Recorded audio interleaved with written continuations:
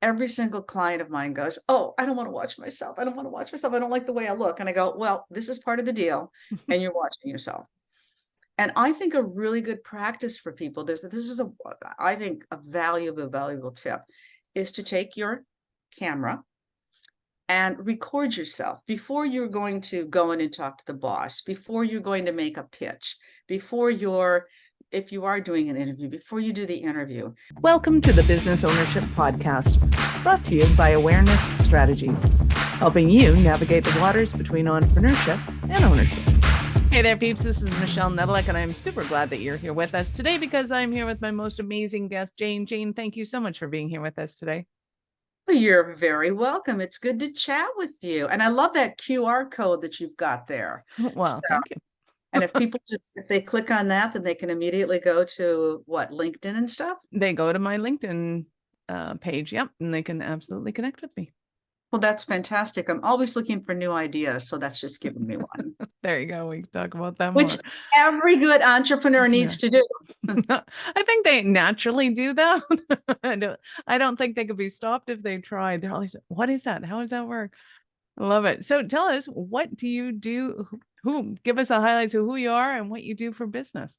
All right. So I like to call myself a reformed television journalist.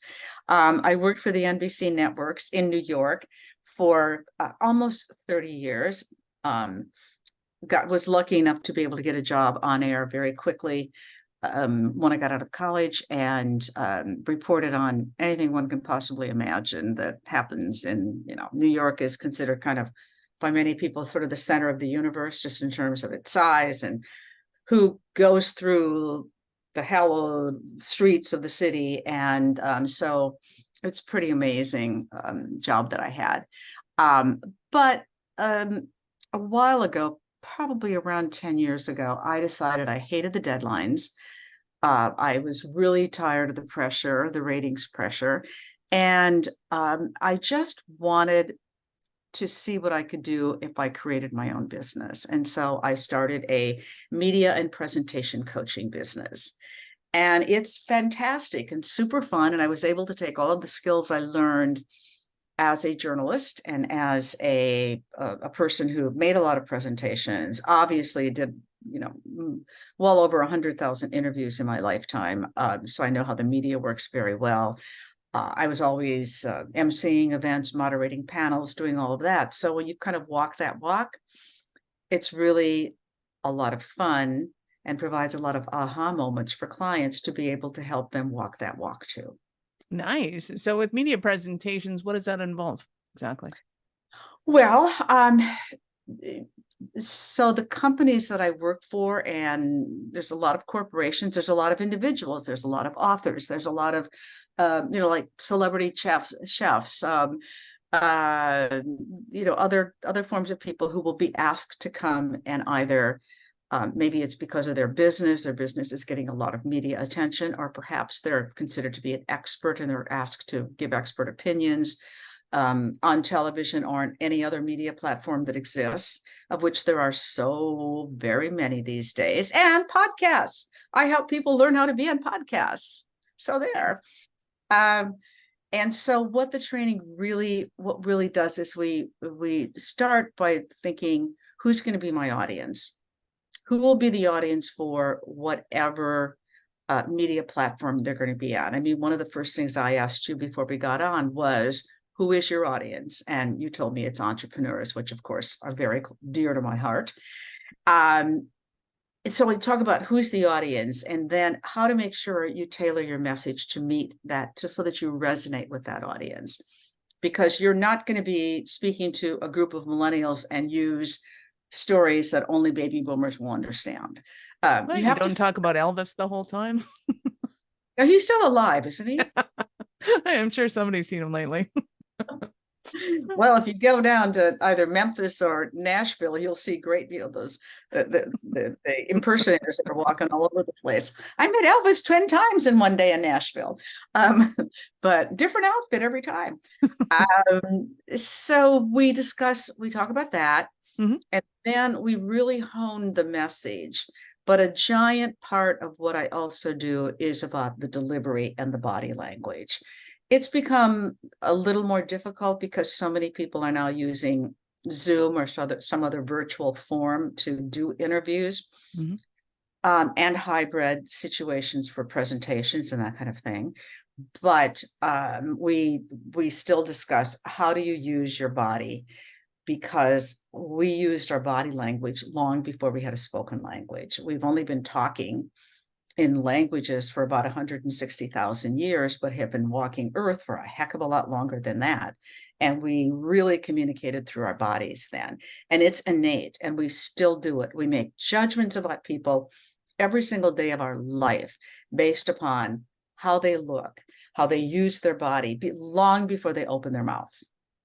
So that becomes really crucial. Well, and you brought up an interesting point of high-end chefs being asked to be interviewed, because that brings up, somebody can be an absolute expert in the industry that they're in, whether they're a lawyer or an engineer, an architect, somebody that's, kind of head down and looking at their work, at their creativity. But then the idea of being able to articulate it in a speaking environment is one thing, but to be interviewed, especially on TV, I would think is an entirely other one, because audio is one thing. I mean, you have to be articulate, you have to make sure there's no dead air, ideally, Mhm, hopefully, mhm. according to that. But I can well imagine what kind of pressure they must be under when they are suddenly on television, they're being interviewed, and it's one of those things where you have like a 30-second clip or a 5-second clip. It's like, what do you get across in 5 seconds? Well, actually, that's a really, really good point, because in those situations, it usually means something is taped ahead of time, or the video happens ahead of time. So you may think, oh, I've got 20 minutes with this interviewer or reporter, so I can really expand on a subject. But then you see the piece after it's done, and it's a minute and a half long, and it's got 3 10-second sound bites of you. So you have to be even more conscious in those taped pieces about how you're saying things and how you're creating a concise sound bite. I get a lot of complaints from my clients who say they took my they took what I had to say out of context, because they used only a portion of the answer, which made it not have the same meaning. And that's very true. That's what happens. But if you take 40 seconds to answer a question, and the whole piece is going to be a minute and a half long, they can't use that 40 seconds. They're going to use 10 seconds of it. And most reporters, interviewers, editors, whatever, I mean, they do their best to work to get the points across. They're not trying to screw you in what they're using, but time is finite. And so that becomes an issue. It's much better when you're doing a long form interview and it's live. Then they can't take the word, there's no editing going on most of the time. So Right? And can't uh, take it out of context. But I can only imagine how difficult it might be for people to be able to figure out what they want to say in sound bites, especially if they don't have the questions ahead of time to prepare for them. well, this is true, but one can pretty much imagine what most of the questions are going to be. Now, you use the example of a chef. A chef, in particular, has an issue when they're doing a television show, for example, because they're probably cooking while they're talking and while they're moving. So, I mean, I know you've seen this many a time where you'll see a chef, they're on some kind of a counter. They probably got a stove there. They've got 6 cameras all the on them, 7 ingredients. lights. Exactly. They've got a camera up above. They've got cameras from all the sides, and they've got a host who wants to get involved. And you're busy saying, now I put this spice in, and then I put this much in, and then I stir it like this, and blah, blah. And the host is going, well, why do you do it like that? And you're going, I don't have time for that. Well, you do it like this because so that's walking, talking, demoing, and that's all going on at once, which can take it. And you want to tell a story about it. Why are you making this recipe? What's the beauty behind that spice? How did you get into your role? I mean, because you got to tell stories too. So they have a particularly tough job, believe it or not, as do people who might be maybe they're doing a fashion show, or maybe they're whatever it is, but there's a lot of moving parts. You have to really think about it, and you have to think about time management, so it becomes even more difficult. But in a typical interview, it's important that you really think through ahead of time and do great prep. What are people going to ask me? And in most cases, the questions are going to be the same wherever you go. How'd you get started? Why is this important? How does it work? What's the main issue? What's the controversy? What's the this? What's the that? So, I mean, in journalism, we have there's the who, what, why, when, where, and how. And so you should be prepared to answer every single one of those questions.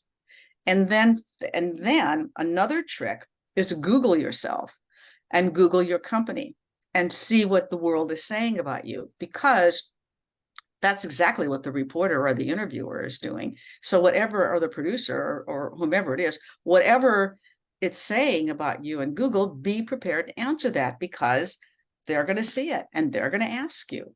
And then a third thing is whatever business you're in. Like I hosted a morning newscast, I hosted weekend newscasts, I had a show of my own for a while, I did a lifestyle show, and we would believe that if somebody came on our air and there'd been, like, let's say a lawyer comes on, and the lawyer's there to talk about a new book. But meantime, there's a story in the front page of the Wall Street Journal that talks about some legal decision that the Supreme Court has made. Because this person is a lawyer, we feel perfectly free to ask them about that decision and the legal implications from it. Now, they might say, well, I'm not here to talk about that. And we go, but you're a lawyer. What's it mean? Right? So you have to be prepared with what's happening in the immediacy of the day. Which I can only imagine it has to be fairly difficult, because that would require one, knowing not just kind of what the story of the day is, like, because imagine there could be 27 stories of the day. It depends on who's doing what. Mm-hmm. Right. I mean, and there could be something that's very local, or it could be something that's global. Right. So it's you need to be, it's about awareness and be aware. But that stuff happens when you're making presentations as well. If you're making a presentation at a conference, let's just say, and the conference is about the retail industry, and you're doing it on the Friday that jobs reports come out, and the job report says, retail jobs are way down. You're in the question and answer period, you're probably going to get somebody saying, hey, what's going on in your business? Why are jobs disappearing? So no matter what you're doing, if you're going to be in a public arena of any sort, you truly need to be aware of what's happening in your industry at that moment. Absolutely. So when you're working with people, are you working with them primarily for the purpose of interviews like that, or is it on the presence of public speaking? So if they're doing an IPO or something like that, and then I'll get into kind of how do they bring those current events into that. But sorry, I asked 20 questions at once. And you know what I tell people when you get a question that's got 20 questions at once, pick the one you want to answer. Exactly. So there. So with the presentation training, which is actually what I do more of than I do of the media training, because not everyone is going to be in the media, but almost everybody has to make a presentation at some sort at some time in their life. So with the presentation training, I use a lot of video, meaning I not only show them video clips of best practices, but I also video them that I then play back, and we analyze it after we've talked through and polished their message, after I've given them some demonstrations of really good body language, then we video them. They will either make the presentation and we'll video that and look at it and decide what did they do really well and where do they need to take it up a notch. And if it's an interview, I'll ask them questions that I would certainly ask them in an interview. It's as real as it can get. But in each case, we play the video back and we're very clear about what are we looking for and how are we going to take them up a notch and how they're and how they're either presenting themselves or interviewing. I love it. And I can't tell you how many times I've seen my own videos because it's just what we do. But I left a message for my mom and dad one day, and I went through their messages for them because they're in their 90s to help them go through the video or go through the voicemail. And I didn't recognize my own voice. If I don't recognize my own Really? voice, So amazing. like, how many times do people listen to it and go, oh my God, is that what I look like? Is that how I sound? I don't want to do Every everyone. single person. Because now Zoom has changed things a little bit, or Mm, I should say Google Meet or whatever the heck you use. yeah. It's changed us a little bit because now we see ourselves more often. And I'm going to tell you, I have Invisaligns in right now because I started to see myself after all those years in television. But somehow when I started to do all the Zooms, I'm looking at my teeth and I thought, they look awful. Aw. I'm just going to tell you that Invisalign's business has exploded since Zoom started. So nobody likes, I can say almost to a person, every single client of mine goes, oh, I don't want to watch myself. I don't want to watch myself. I don't like the way I look. And I go, well, this is part of the deal. And you're watching yourself. And I think a really good practice for people, this is I think a valuable tip is to take your camera and record yourself before you're going to go in and talk to the boss, before you're going to make a pitch, if you are doing an interview, before you do the interview. And I would almost do it on a weekly basis. Set up your camera someplace so it can, stack it up against some books or something, and answer questions or practice a presentation, practice your pitch. I mean, every single entrepreneur that's watching this or listening is making a pitch of some sort all the time. Practice it, look at it and say, I love how I did that. That doesn't sound so good. I should change up this language. You know what? That works with a different audience and not the one I'm speaking to. So I should change that. You'll be astounded at how much it helps you get better.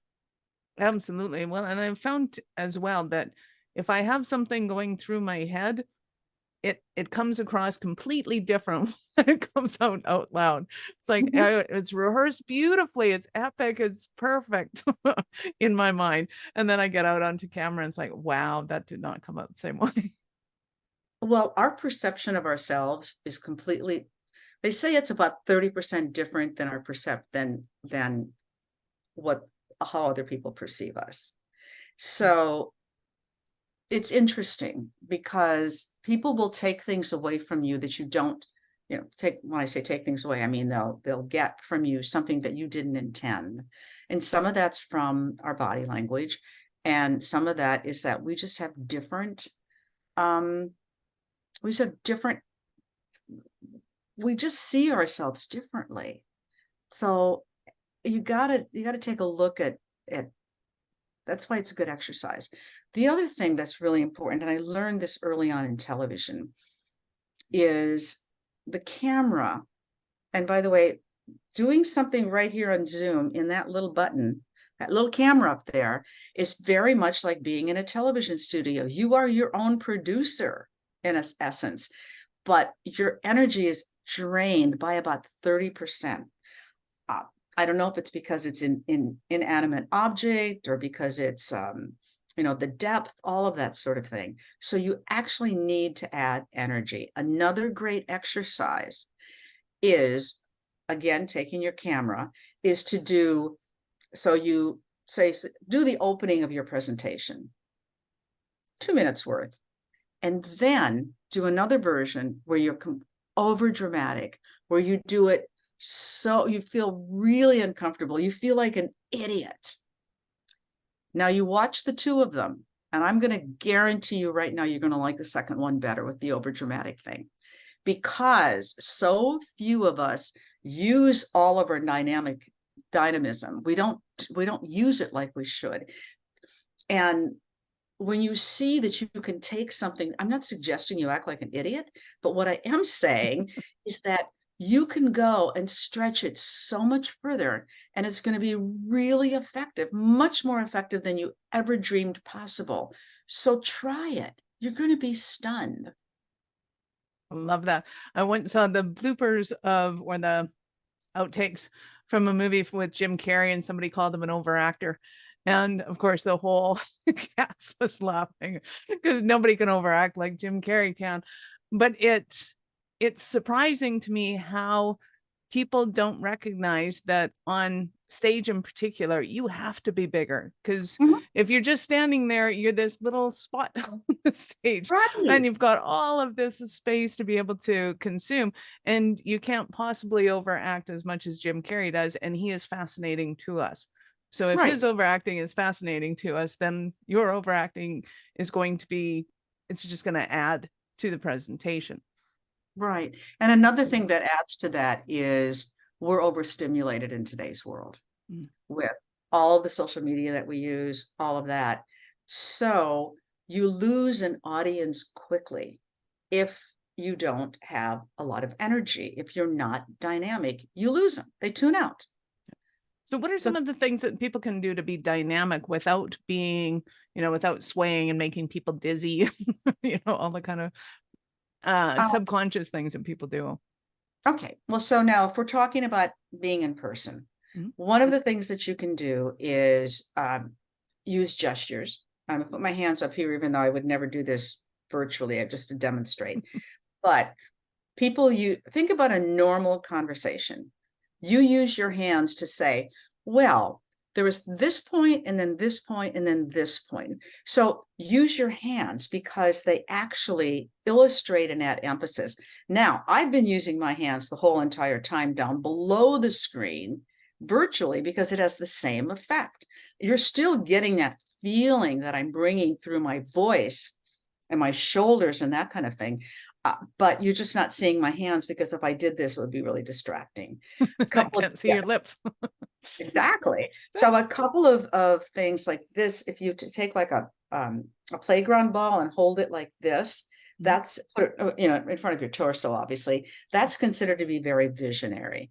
This kind of using your hands like this, or like the old steeple thing, or just like this, again, in front of your belly button, basically, that is a very non-threatening, and it's kind of a listening mode, and it means that you're really interested in people.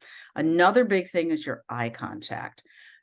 Here, I frequently put a little note up on the top of the camera that says, "Look here, stupid." So because we don't do it, we're interested in, like, I want to look at you and get your reaction, but now I've lost eye contact with the people that are watching. So we have to have great eye contact. When you're on a stage, I call it, it's the rule of 3. And what do I mean by that? Divide your audience into 3 pieces of pizza.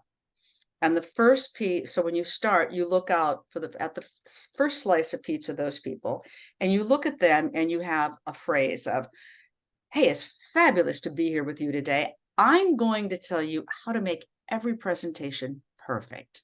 Then you look to the left or the right, and you say, "That involves a lot of different steps, and the way you deliver is really important." And we're also going to talk about how you use your voice, because your voice sets the stage for what's coming. So you see how I've made sure that every part of my audience feels included. And then after that, I start looking at individuals and eyes. Eye contact, I mean, they're the gateway to the soul. Eyes don't lie. So I want you to think about how important eye contact is. Your posture, if you're on a stage, or just even in front of a small meeting group, most people say that they sit. I stand up. And I stand up because, back to your notion of being larger than life, you become larger than life. So you can move there and build in strategic movement. Walk around a room. On a stage, you can move on the stage. Just don't move and talk and move and talk and move and talk and move and talk and move and talk, because then you're like a bobblehead and nobody can hear you. So think about strategic movement during your presentation, because that will really help. Give us an example of a Cinderella story of one of your clients that you've been working with. There's so many. So I had a client who had a huge job, but the company felt like he wasn't really out there effectively, that in, in person, in small meetings, he was so dynamic, but he just simply couldn't translate that to a stage. And he was being asked to speak everywhere, and he was consistently refusing to do it. So we worked together. And his biggest problem was that he felt like, and by the way, a lot of women have this problem, he felt like he was being too boastful when he was discussing the success of the company, like it was making him all about him. So we reversed that. And I said, let's make it like the company is the person and you are just the conduit. And then again, I had him do that exercise with the um with being very overly dramatic, and he just hated it. He was like, but all of a sudden this light bulb went off in his head and he goes, I can do that. And he started to do it, and he was a completely changed human being. It's Nice. just, and it's there's a thing called glossophobia, which is a fear of public speaking.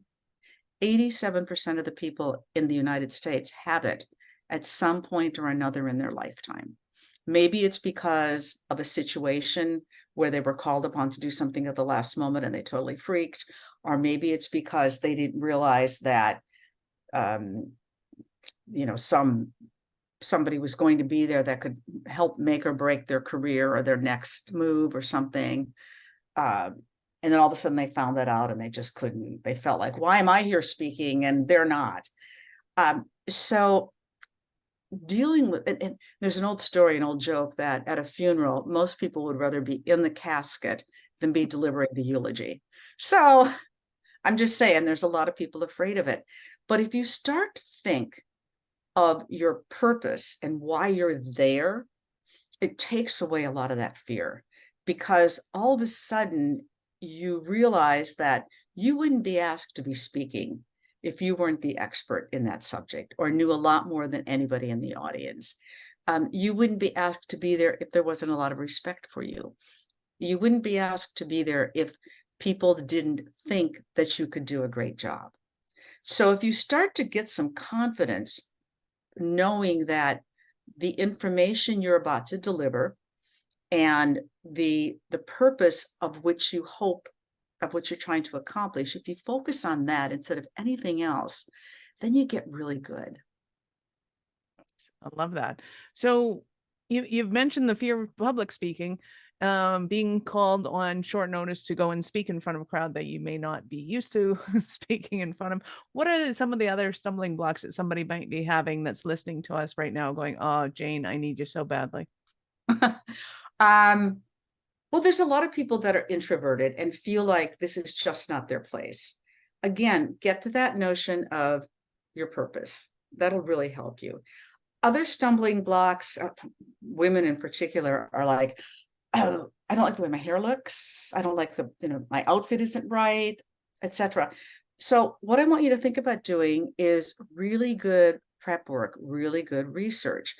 When you're speaking to an organization, look at maybe see what you can find. You can find anything online these days. Find a previous conference, see what people look like in the audience, check out what the stage is like.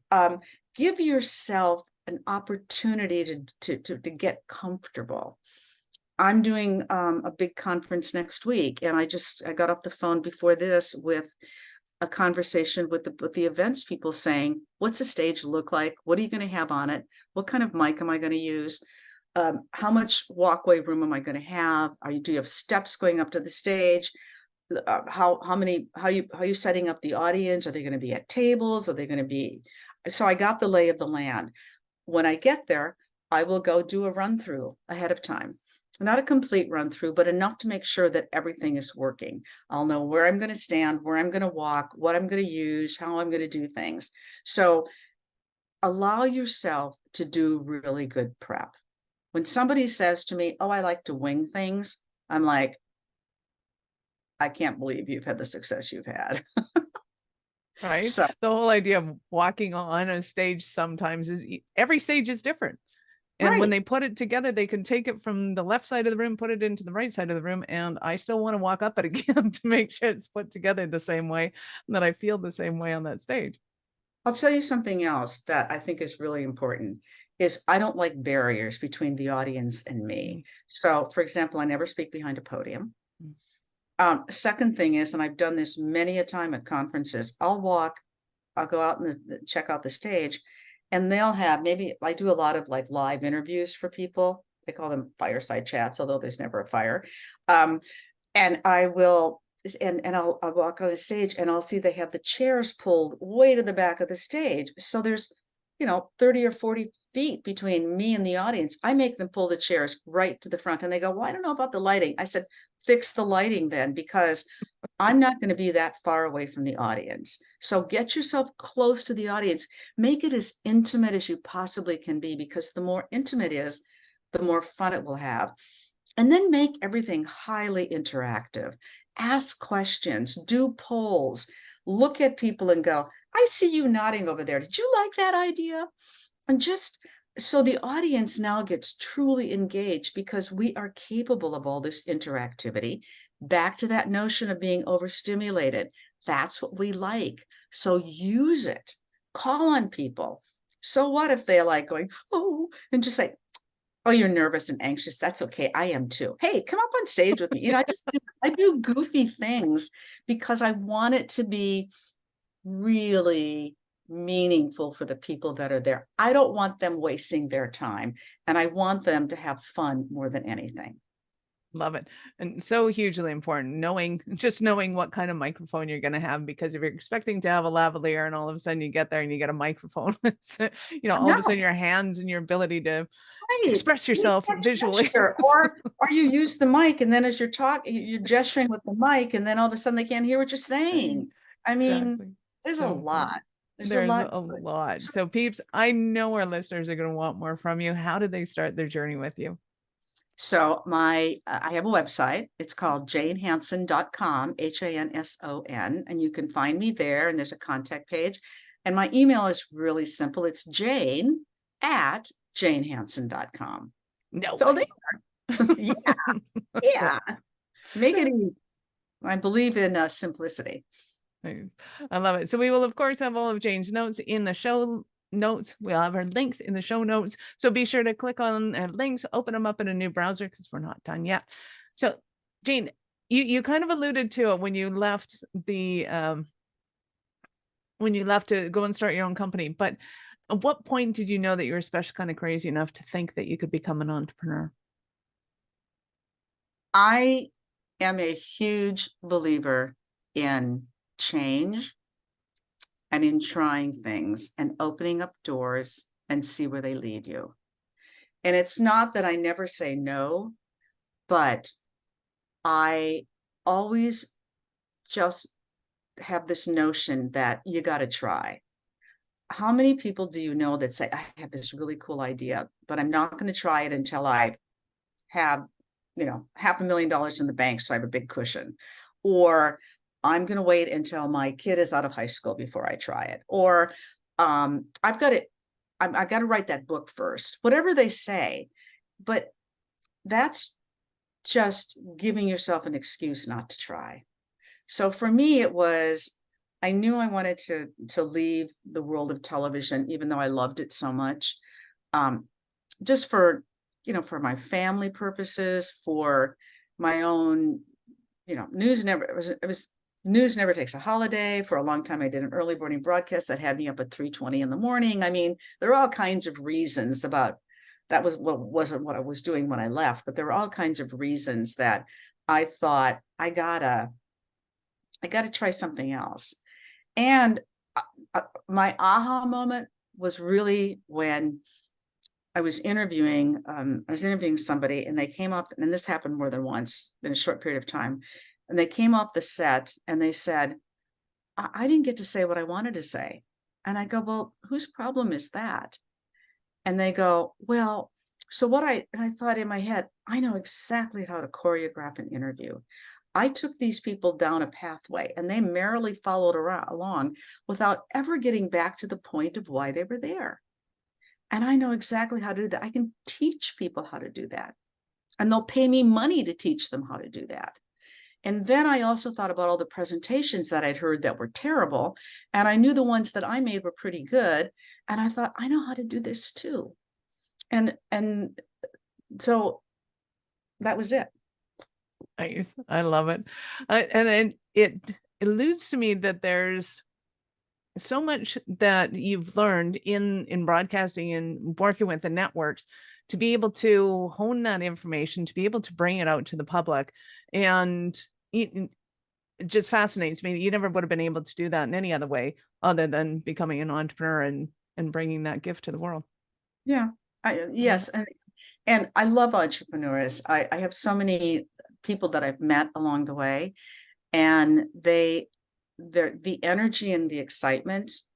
I just worked with a woman last week who's an entrepreneur, and she created a company that, I mean, most entrepreneurs create something because of a need or solving a problem, right? Yep.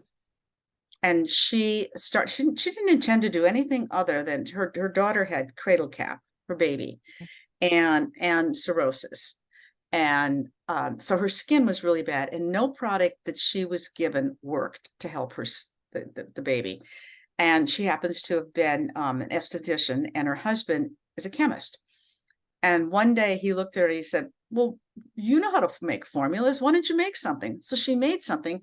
And in the space of 2 years, she's now got a company.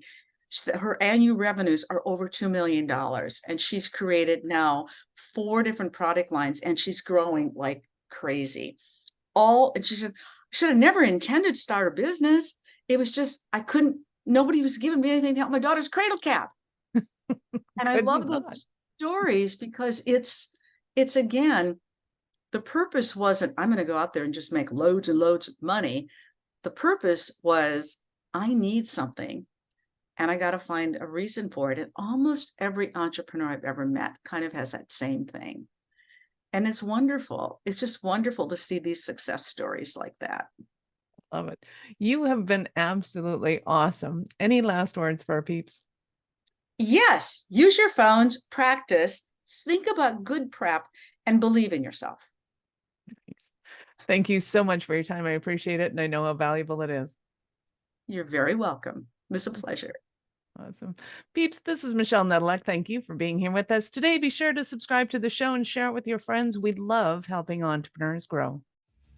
Are you running a business over 7 figures but still struggling with technology headaches? Pay attention. You do not want to miss this offer. This podcast episode is brought to you by Awareness Strategies, who is offering a custom-built digital adoption roadmap for anyone running a business over 7 figures who's wanting to grow their business in the next 5 years. And it's not just a roadmap. They offer full implementation as well, if that scares the out of you. Check out awarenessstrategies.com/roadmap for more details today. The link's in the show's notes. Don't regret not doing this. Do it now. That's awarenessstrategies.com/roadmap.